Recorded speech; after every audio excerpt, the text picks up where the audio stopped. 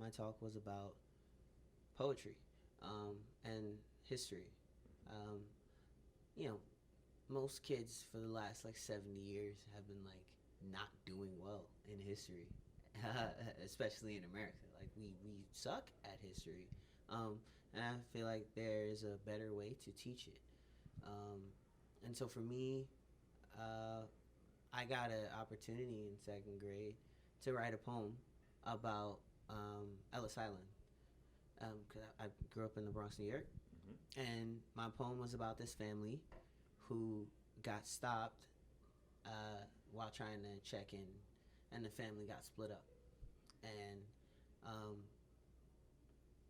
it resonated with me personally because it made that history of Ellis Island come alive, you know, and I think it would be able to do the same for more kids if they got to explore history through, you know, not just facts and dates. It's more than that. These are people. They're human beings, and Mm-hmm. I use poetry to communicate some of that. Mm-hmm. I didn't like school.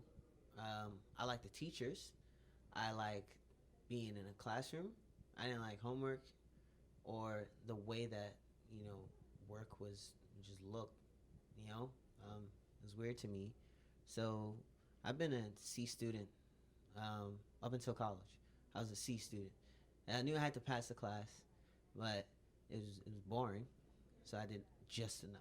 Mm-hmm. Um, and for me, most of my like studying, most of the stuff that I learned was at home with history books.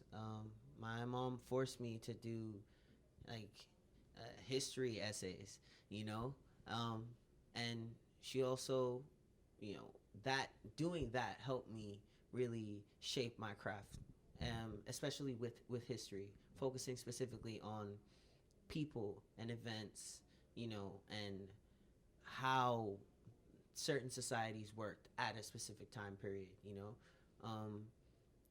And I it was always through the lens of history. Okay, how can I make a poem better using this perspective. So that it helped me grow in a sense because I'm always learning. You know, computer had a grew up with a computer in my house. My mom bought me like an encyclopedia, so I had access to like graphs, and it had this little airplane simulation thing where you could like fly over the world and stuff like that. So like that right there was like, okay, that's a new country. Okay, what's going on in this country? Like where's the capital at? So all those different things, just learning. Just having to learn about different cultures and different time periods, and you know using that knowledge to really become better at what I love doing. You learn about World War II, and it's like, all right, 100,000 people died, and you like it, and that's it. You know what I mean? You don't it completely takes away from like 100,000 people. That means their families. Those are 100,000. Let's say it's 100,000 men, right? And they're all married. So that's 100,000 wives who no longer have husbands. You know what I mean? And if they each had two children, which I mean that's probably absolutely not true, right? Right. But let's say they had two children. That's 200,000 children who are now fatherless, right? So there's that emotional connection to history that's gone when you study it, because it's just numbers and facts and dates, and nobody's gonna remember that, Mm-hmm. right? But the reason why I remember, regardless of whether or not it's the right number, but the reason why I think of World War II, the first thing that comes to mind is 100,000 men died. Not because it's a random number. It's because the connection that those 100,000 men had. You know what I mean? Yeah. So I think when we're teaching history, we separate that emotional connection to it. Those events.